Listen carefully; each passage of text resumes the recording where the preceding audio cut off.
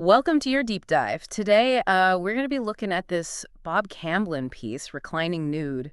And we've got some really cool stuff to dig into that you sent Oh, us. yeah. Yeah, we've got like excerpts from 3 written pieces Wow. and even a YouTube video analysis. That's awesome. It's going to be interesting because we're not just talking about like art, we're going into Zen philosophy, the I Ching, even some art history. I think we might find some pretty surprising connections here. I think you're right. It's really interesting to me how these sources are all looking at reclining nude from these totally different angles. Yeah. It's like each one's got like a piece of a puzzle, and when we like put them all together, we can hopefully get a way better understanding, not just of the artwork itself, but like the ideas and philosophies behind it. Right.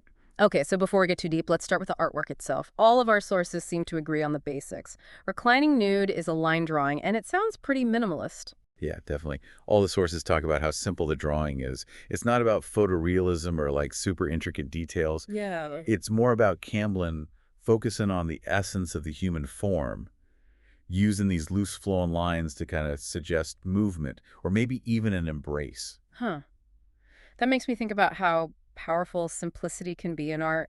By taking away all the extra stuff, it seems like Camlin's inviting us to focus on the like raw fundamental parts of the form and maybe even like the emotions it brings up. Totally. And that minimalism connects directly to one of the biggest themes from our sources, Mm. the Zen perspective. Okay. One source, Reclining Nude, Zen, I Ching, and Modernism, actually says that the emptiness and simplicity in the drawing can represent a clarity of mind, a sense of stillness. Oh, wow. That's a really cool connection. Can you tell me a little bit more about that? How does Zen philosophy see simplicity and emptiness as like pathways to clarity? Well, then philosophy is all about being mindful and present in the moment. When you get rid of distractions and focus on the essential stuff, you create space for inner peace and clarity. Okay. In Reclining Nude, the fact that there's no detail and all that open space around the figure could be seen as a visual representation of that idea. It's like it's encouraging us to slow down and observe, just be with the artwork without all the clutter. So it's like Camblin is using a minimalist approach to not only depict a human form, but to also create space for a certain kind of mental state in the viewer. Exactly. And the YouTube video actually takes this idea even further by introducing the concept of ma. That's a Japanese word that means like negative space in art, the empty areas that we usually don't even notice. Right. But in Zen, ma isn't just empty space, it's full of potential. It's a place where energy flows and new possibilities can come up. This Ma idea is so fascinating. So in Reclining Nude, we're not just looking at a drawing of a figure, but also the space around it, which becomes like this whole other element to think about. Exactly. The untouched canvas, the blank areas, they become just as important as the lines of the figure. And that's where the connection to a core Zen concept comes in, shunyata. It's often translated as emptiness, but it's not about nothingness. It's about the potential that's like built into emptiness. The idea that everything comes from this like fundamental ground of being. Wow, that's deep. So by incorporating Ma Camblin isn't just referencing Zen aesthetics, but also touching on this deeper philosophical concept of shunyata, the potential within emptiness. It makes you see the drawing in a whole new light. It does, doesn't it? And it really lines up with how Zen philosophy approaches life itself. It's about recognizing that everything is connected. Emptiness isn't something to be scared of, but embraced as the source of all creation and possibility. So how does that connect back to the idea of clarity of mind that we were talking about earlier? Think of it this way. Our minds are often full of thoughts, worries, distractions. It's like a canvas that's just got too many lines and shapes, making it hard to see clearly. But by cultivating a sense of shunyata, by making space in our minds, we can allow for new insights, creativity, and a deeper understanding of ourselves and the world around us. Okay, this is giving me a lot to think about. And it seems like this idea of embracing imperfection is also like a big part of Zen aesthetics, right? One of the sources mentions that too. Yeah, definitely. Reclining Nude, Zen, I Ching, and Modernism talks about how the loose contours of the figure invite us to accept the beauty of what's unfinished, the like temporary nature of things. That really hits home for me. It's so easy to get caught up in trying to be perfect. But maybe there's beauty and freedom in letting go of that need for control, appreciating the imperfections in everything, even art. Exactly. Zen philosophy teaches us to find beauty in the impermanence of life, in the constant flux and change. The unfinished quality of Reclining Nude could be seen as a reflection of that understanding. It's not about making a static ideal form. It's about embracing the process, the journey, the imperfection of existence. This is all so interesting. So we got the Zen idea of shunyata, or emptiness being full of potential. And then there's this embrace of imperfection, of things being in a constant state of change, which Reclining Nude seems to really show. Yeah, and what's cool is that these ideas connect to another major theme that comes up in our sources, the I Ching, or the Book of Changes. Oh, right. It's an ancient Chinese text that explores the idea of duality and the interplay of opposites and reclining nude. Zen, I Ching, and modernism says this is also key to understanding this artwork. So how does the I Ching relate to Reclining Nude specifically? I'm curious to hear how they make that connection. Well, the I Ching is all about understanding the dynamic balance between yin and yang, the two fundamental forces that are always interacting and transforming the universe. Yin represents the receptive feminine principle, while yang represents the active masculine principle. And the source suggests that Reclining Nude embodies this like dance of opposites in a subtle but really profound way. Okay. I'm intrigued. Can you give me like a specific example of how you see yin and yang playing out in the drawing? Sure, take the figure itself. It comes out of the emptiness of the canvas, kind of like creation coming from the void. A core concept in both Eastern and Western philosophies. You've got this back and forth between presence, the lines of the figure, and absence, the surrounding space, or ma that we were talking about. Ah, so the figure represents yang, the active principle, coming from yin, the receptive space or void. Exactly. And this ties into one of the most basic principles in the I Ching. The idea that everything in the universe is in a constant state of flux, always shifting and transforming. This reminds me of something the YouTube video mentioned, hexagram 6 from the I Ching before completion. The video compares this hexagram to the unfinished quality of Reclining Nude. It's a great point. Hexagram 6 talks about a state of transition, of things not being fully formed or realized yet.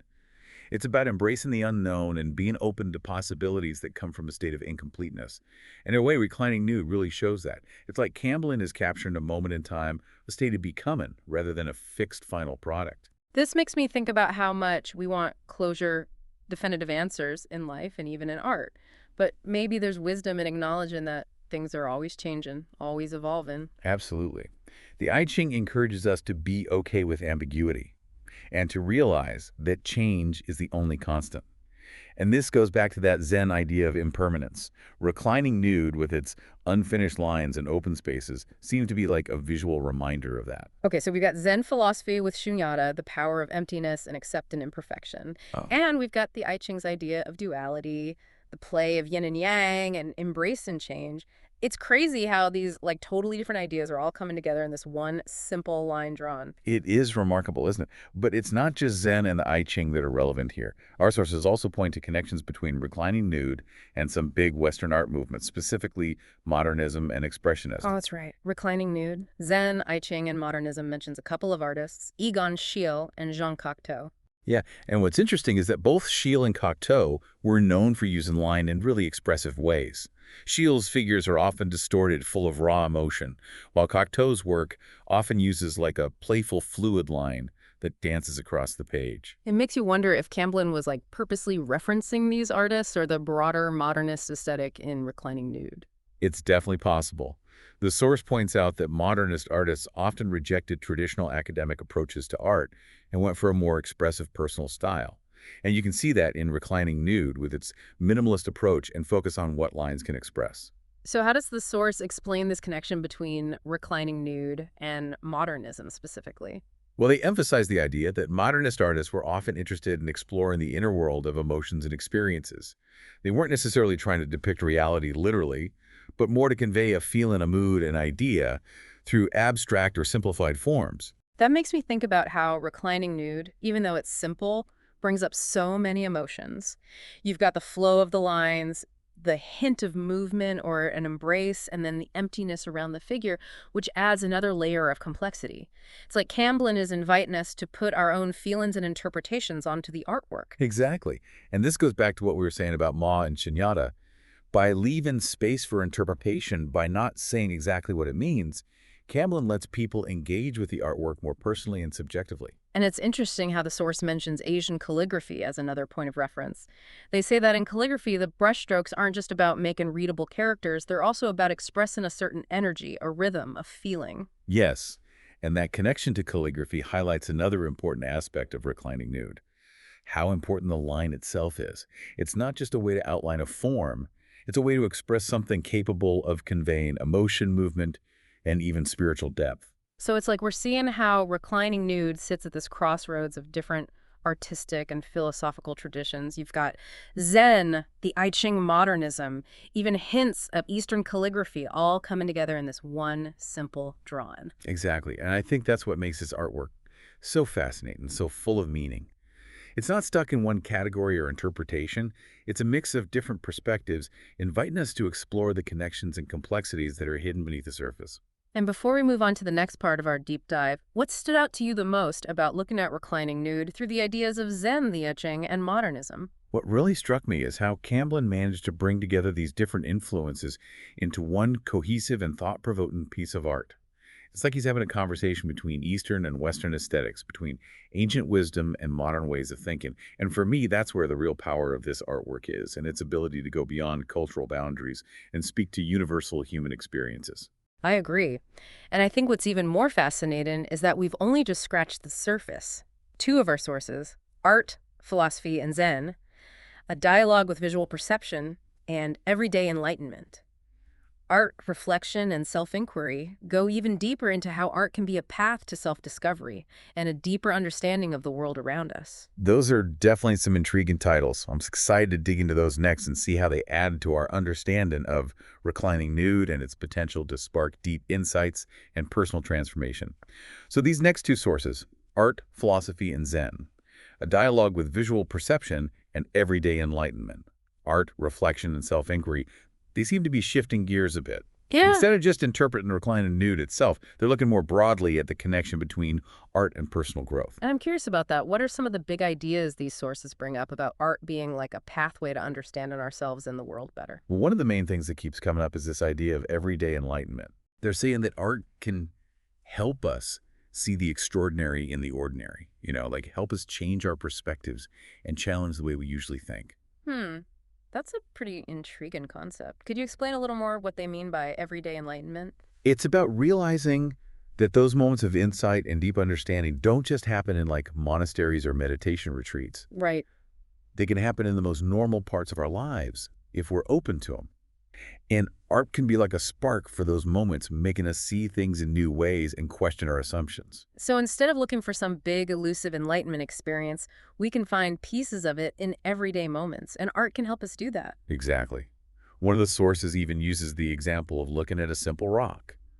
We might just see it as a rock, right? But an artist might see the beauty in its texture, the way light hits it, the history that's like etched into it.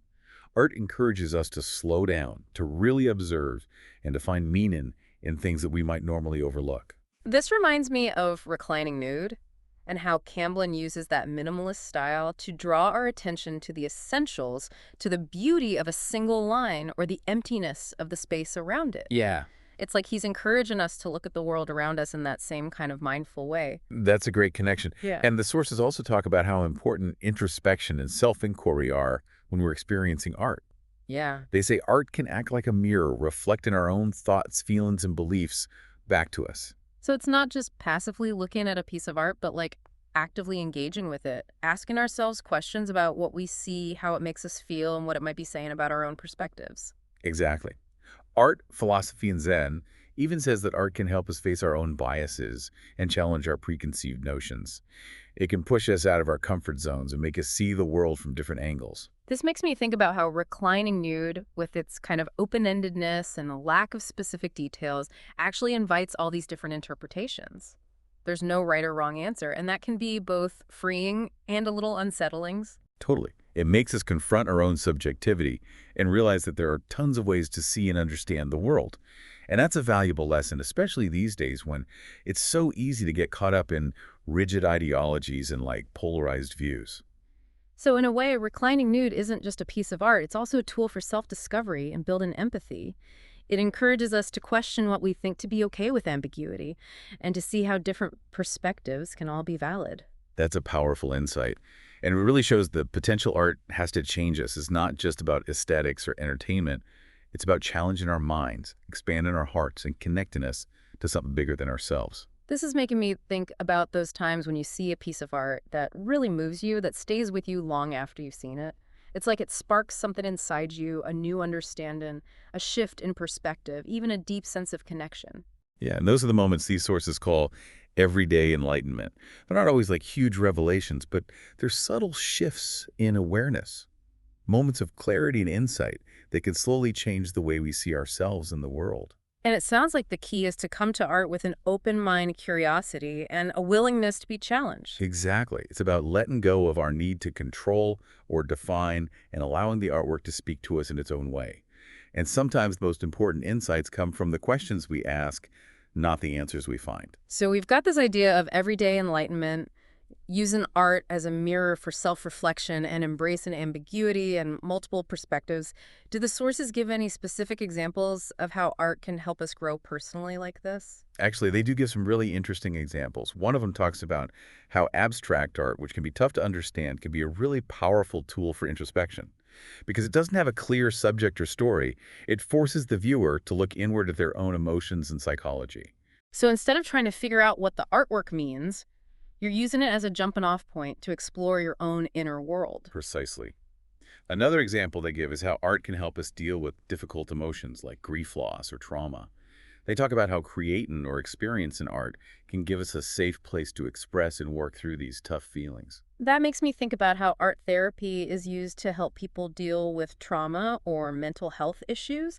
It's like art gives us a way to communicate that goes beyond words, a way to express things that might be hard to put into language. Exactly. And one last example that really resonated with me is how art can help people from different backgrounds or cultures understand and empathize with each other. That's incredibly powerful. Can you tell me a bit more about that? Well, they talk about how art can act as a bridge, connecting people through shared human experiences, even if they speak different languages, have different customs, or believe different things. They use the example of music, how a melody or a beat can make people all over the world feel the same emotions no matter where they come from. That's a beautiful example. It's like art has this ability to tap into our shared humanity, reminding us that even though we're different, we're all connected in a deeper way. And that's why I think these sources are so passionate about seeing art as this vital force for personal and social change. It's not just a luxury or entertainment, it's a basic human need that can help us deal with life, connect with ourselves and others, and build a more compassionate and understanding world. These sources are really making me see the power of art in a whole new light. It's not just about how it looks or the skill involved, it's about its profound ability to move us, challenge us, and ultimately transform us. And it's amazing how Reclining Nude, even though it seems so simple, really embodies so many of these ideas. It's a minimalist piece that encourages us to see the potential in emptiness, to be okay with imperfection, and to have this conversation with the artwork and ourselves. It's a powerful reminder that we can find deep insights in the most unexpected places, even in a simple line drawing. This has been a really enriching conversation so far. We've gone from exploring the influences of Zen and the I Ching and Reclining Nude to understanding how art can be a way to find everyday enlightenment and grow as people. It's like we've peeled back the layers of this seemingly simple artwork and found a whole universe of meaning and possibility. It's been an awesome journey, hasn't it? And I think the most exciting part is that we're just getting started. I wonder what other insights and connections we'll find as we keep digging into this remarkable piece of art and the ideas it sparks. Okay, so we've explored Reclining Nude through all these fascinating lenses: Zen philosophy, the I Ching modernism, and that idea of art being a path to everyday enlightenment. What does all this mean for someone actually looking at the artwork or even just thinking about these ideas in their own life? That's the big question, isn't it? Like, how do we take all this and actually use it in our own experiences? One thing that really stood out to me is how the sources talk about emptiness or ma, not as nothingness, but as a place where things can happen. Right, we talked about how shunyata in Zen isn't about things not being there, but about the possibility of things coming to be. But how could someone actually use that idea, like in their daily life? It seems kind of abstract. Yeah, it does seem abstract, but I think the way we could use it is surprisingly practical. Yeah. Imagine you're stuck creatively or you've got a tough situation at work. Instead of trying to force an answer, what if you stepped back and created some space in your mind, some time to think without jumping to solutions right away? That's interesting. So it's almost like intentionally taking a pause, a break from all the thoughts and things you got to do could actually be more helpful than just pushing through. Exactly. That pause, that emptiness lets new ideas come up, new perspectives to show themselves. It's like that untouched canvas in Reclining Nude. Camblin didn't fill every little bit with lines. He left space for your eye to rest, for your imagination to work. And that idea of embrace and imperfection keeps coming back too. The sources mention how Reclining Nude, with its loose lines and that unfinished feel, encourages us to find beauty in things that aren't all polished and perfect. How can we apply that to our own lives, especially when we live in a culture that's always telling us to be perfect? It's definitely tough. We see all these pictures and messages saying everything should be flawless and optimized and ready for Instagram. But Reclining Dude is like offering a different way to be. It's like Camlin saying, hey, this is a human form in all its vulnerability and imperfection, and there's something beautiful about that. So maybe it's about shifting our focus from trying to reach this impossible ideal to appreciating the unique things about what's already there, flaws and all. Exactly. It's about realizing that everything has imperfections, and those imperfections often give things character and make them interesting. Think about a piece of pottery with a tiny crack in it, or a hand-woven tapestry with some uneven threads. Those imperfections tell a story. They make it one of a kind. And that connects back to Zen philosophy again, right? Embracing imperfection, accepting things as they are being present in the moment. Absolutely. And it's not just about appreciating the imperfections in objects or art. It's about treating ourselves with that same kindness and acceptance. Oh. We're all works in progress, always changing, and there's freedom in letting go of that need to be perfect. This makes me think about how often we beat ourselves up for making mistakes or for things we think we're not good enough at. Maybe instead of trying to get rid of those imperfections, we could try to see them as part of what makes us special and worthwhile. Exactly. And that ties right back into everyday enlightenment, finding beauty and wisdom in the ordinary things in life. It's about changing how we see things and realizing that even our flaws can help us learn and grow. So as we're wrapping up this deep dive, what's the one big thing you're hoping our listener takes away from this? I think the most important thing is to remember that art isn't just something to look at from far away. It's an invitation to participate, to ask questions, to feel, and to learn. Bob Camblin's Reclining Nude, even though it's simple, encourages us to embrace those imperfections, to see the potential in emptiness, and to recognize how powerful everyday moments can be. That's beautifully said, and I think that's a great place to end. It's a reminder that art can help us grow as people, inspire us, and help us understand ourselves and the world better. And who knows, maybe next time you see a piece of art, or even just a simple thing in your daily life, you'll look at it differently and discover a whole new world of meaning and possibility. Thanks for joining us on this deep dive. We hope you enjoyed exploring and discovering all this with us.